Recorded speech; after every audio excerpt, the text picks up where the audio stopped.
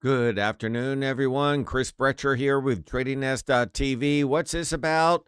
Well, China Hopium. A lot of people talking about progress in China tariff talks.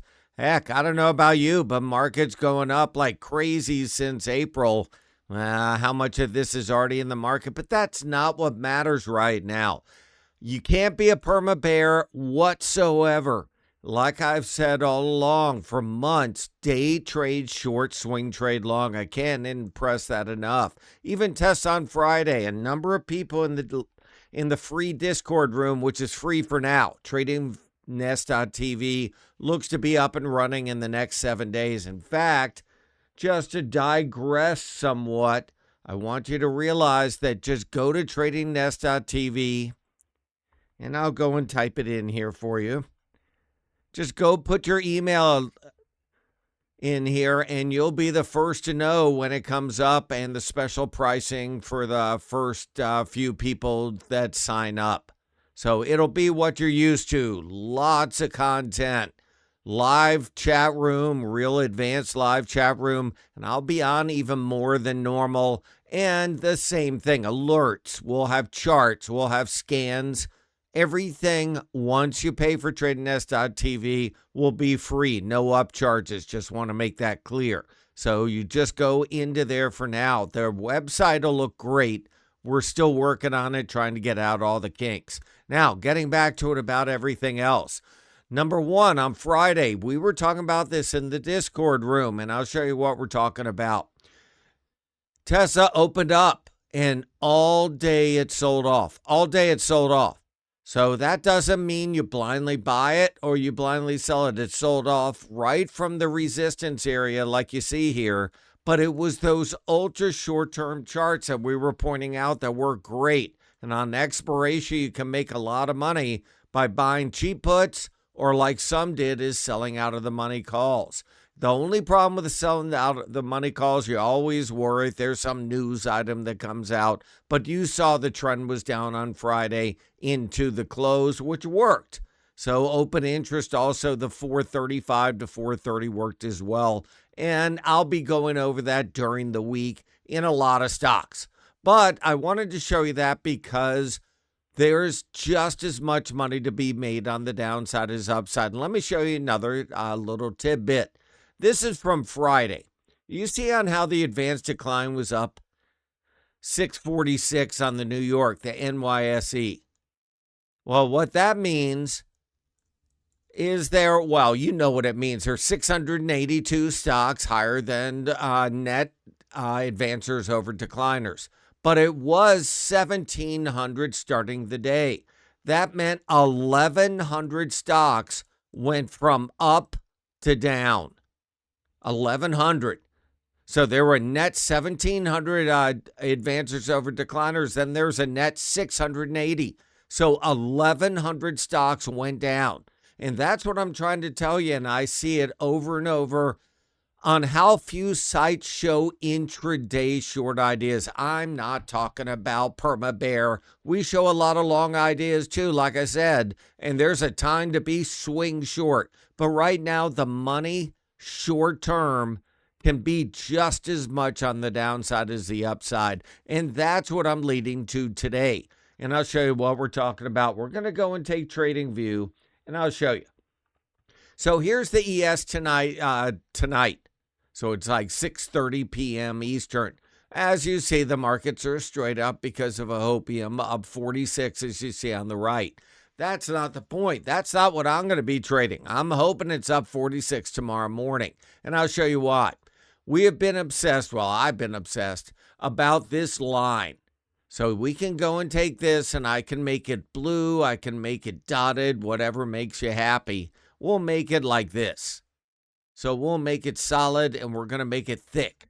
And all I want to show you is that most of the time that the daily ES gets this far from the 9 exponential, doesn't mean it has to go down, doesn't mean any new bear market or paradigm or whatever. Just means it usually futzes around a little to let the 9 catch up, which means there's a lot of opportunities on the downside. It doesn't mean to blindly short it on the way up. It means to look for those reversal patterns. This is pretty darn far away. That's real far away. And now this can change overnight, but the SPX is going to be real far away because that's non-24 hour. So that brings me to the next thing. And by the way, I warned you not to look at dojis as much with the SPX. It just isn't working as well to follow through. On stocks, yes. On indexes, not at the moment. So let me show you on how I want to structure it tomorrow. We're going to take this theory that you're too far away, and we're going to try to take the stocks that close near their low. So just keep in mind on Friday, the S&P, other than the last 10 minutes, but overall the S&P on Friday closed near its high for the day, as you see. On the other hand, like I said, there were 1,100 stocks that turned around, and there are a number of them that closed near their low. Now, I'll give you an idea from the day before. We were showing URI. URI the day before had earnings, and what happened? And you'll see in here. So the day before, it went down. It got nailed on earnings. What happened the next morning? It opened up. So the theory is if it opens up, it's going to test the low at least once. That's what happened. So all we're doing in there is we're going on a theory.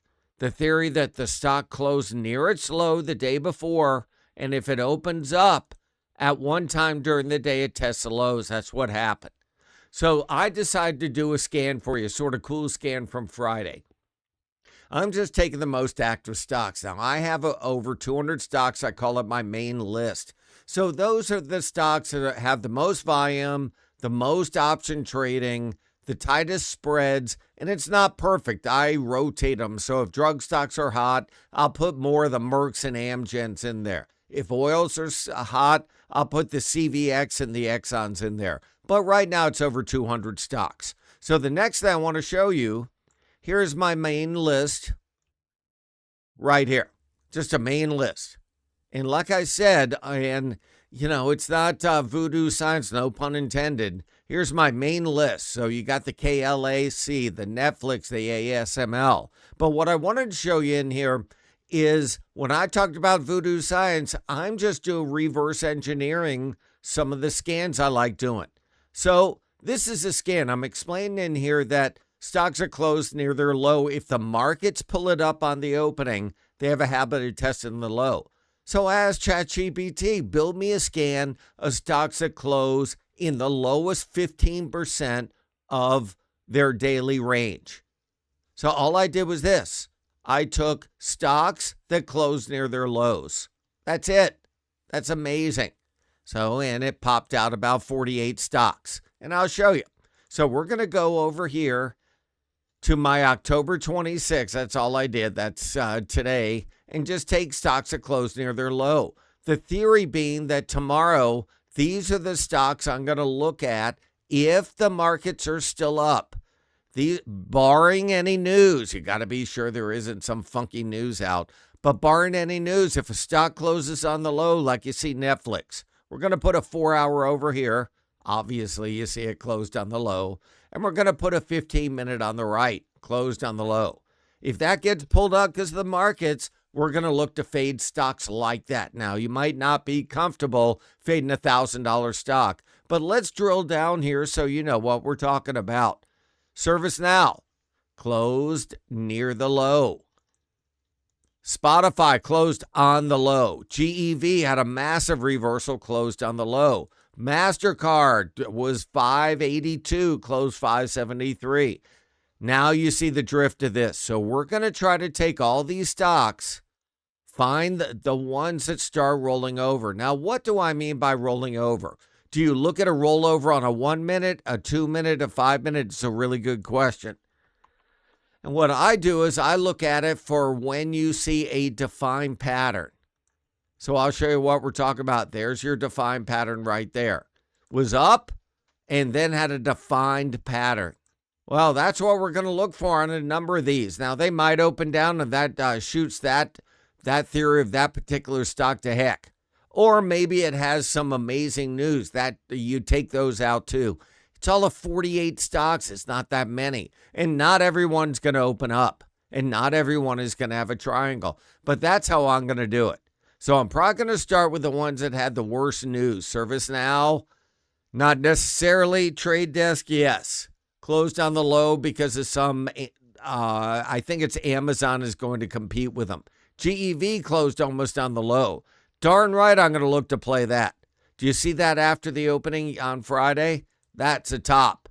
That's a Brecher ledge. Yep, we're going to try to play those. Remember, on these $600 stocks, you don't have to get the exact top. You're just trying to get direction. So that's how we're going to try to play tomorrow. We're going to do, I call them snap trades, because you're going to try to fade the opening either with spreads under the market or selling call spreads out of the money above the market. Have a great night. Talk to you later.